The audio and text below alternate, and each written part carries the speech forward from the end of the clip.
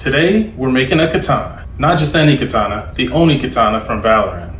In the game, I've always wanted one. It never hit my shop, so I figured I would just make one. What's better than a digital version? A real one I can hang in my office. So here's the plan. The blade and the handle are going to be made from wood, and the guard, the pommel, and the accessories are going to be all 3D printed.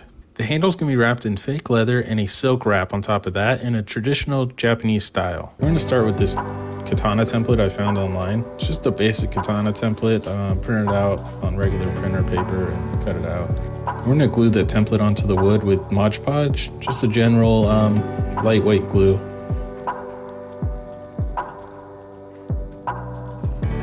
Alright, we got it all together. So this is our 3D printed guard. I pulled this offline, I'll put the link in the description. We're just going to check to make sure it is going to fit.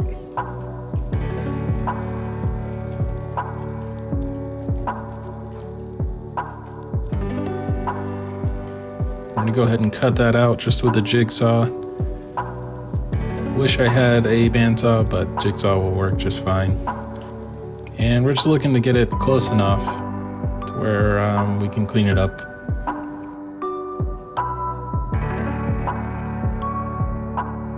Looks pretty good. We got it pretty close. That's not too much to take off, so we're going to go ahead and clean that up. I thought about doing this by hand, but the sanding belt made this just so much easier. So we're just going to get the basic shape, then we'll start cutting the blade here.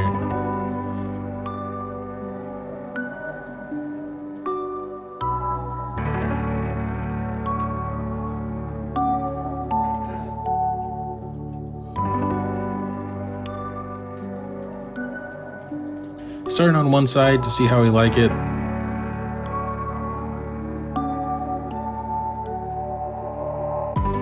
We got the blade on the left side pretty close to where we want it. The katana's got this unique shape where it's kind of flat and then it drops down to the blade.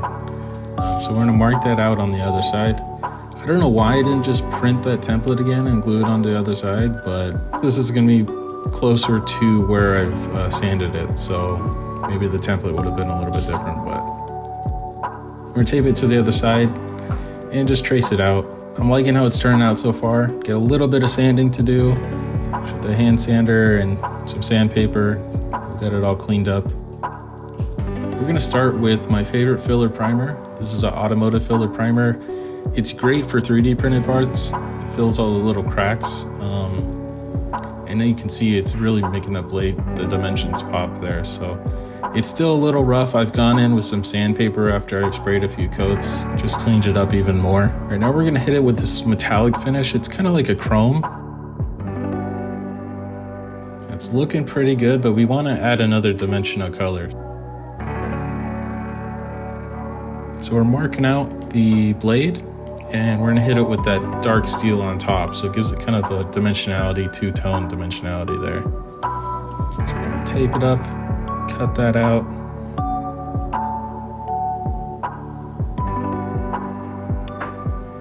And hit it with that dark steel. It's subtle, but in the light, how it hits it differently, it's looking really good.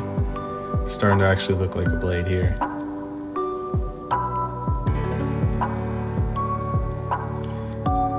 We had a little bit of cleanup to do. I think I might do another coat after I do a little more sanding because it's got some rough spots, but it's looking great so far.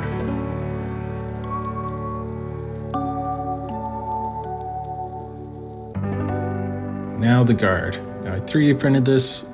The link for that will be in the description. I didn't design this one, but it looked great. I had to go with it. We're gonna hit it with that automotive filler primer, and then we're gonna hit it with a red. It's like a brick red. It looks a little lighter in this lighting. It's not quite as red. It's a little darker, closer to the actual sword.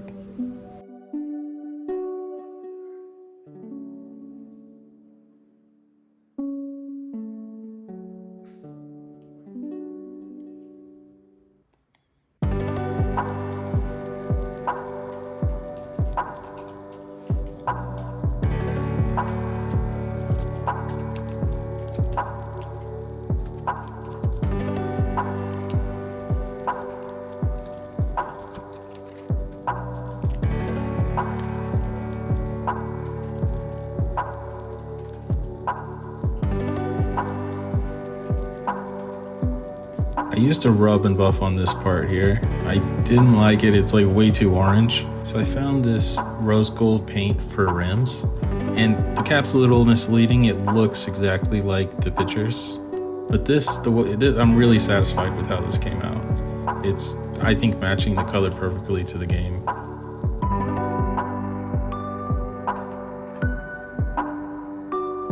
We're gonna go ahead and combine this with the blade we were working on. We're gonna thicken up the handle with some pieces of wood. So we're gonna go ahead and sand that down to something that feels comfortable. I'm not doing it exact. I'm just trying to get a feel, what feels good in my hand.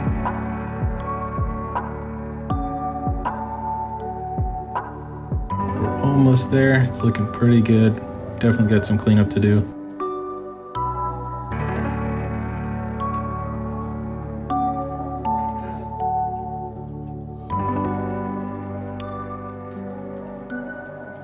All right, now we're gonna wrap the handle. This is from an old costume I had laying around.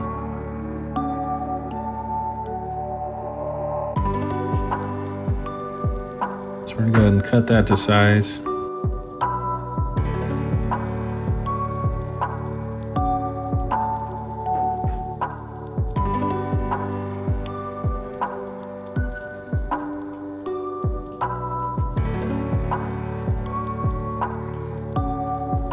So now we're gonna skive the edge, and we're gonna take a razor blade and thin out the edge so when it overlaps, it's not too high and it sits a little more flush.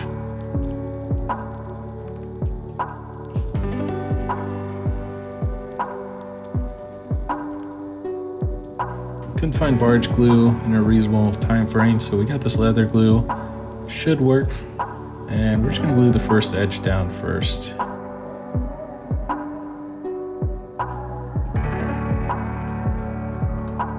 Apply some pressure. You're supposed to apply pressure as it dries. And we're gonna put glue on the other side.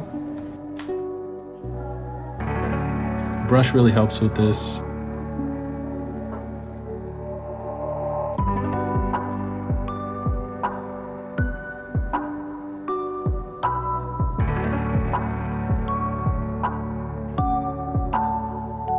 And we're gonna go ahead and wrap it. Sorry I couldn't get this all on camera. I was really worried about messing it up.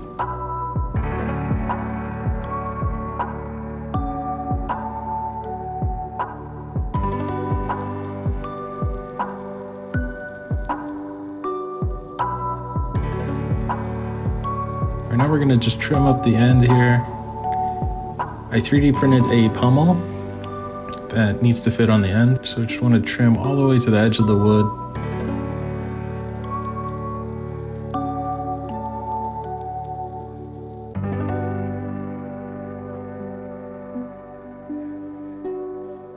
We're just assembling the final pieces here. We have these little coins that are gonna go on either side of the blade. And that pommel there.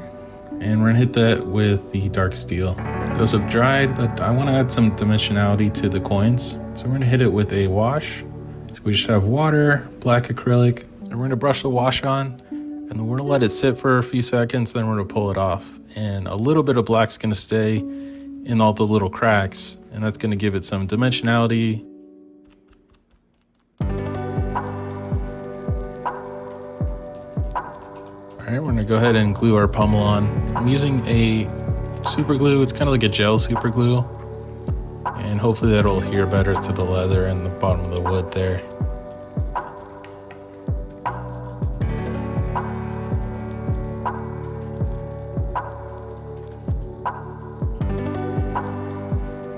Now for the finishing touches on the guard here. I took that rose gold spray paint, sprayed it into a cup, and now we're just using that to brush it on. The painting with spray paint like this is a little tough because it dries really quick and it starts to thicken up. So it has a really short working time. I don't have the most steady hands, so this was really tough to do, but I just went really slow and it looks pretty good.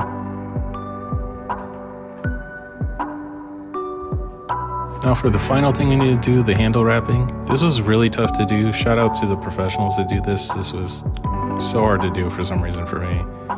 It's by no means professional, or it could have definitely been better, but it worked out. I just went really slow, row by row, clamping it each time. We're gonna glue our coin on the side and tuck it under.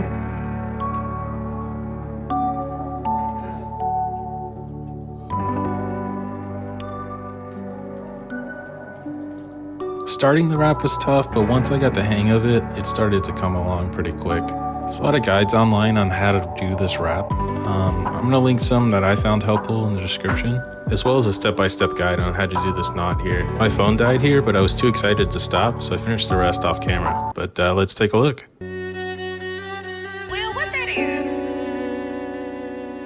Do you not get the concept?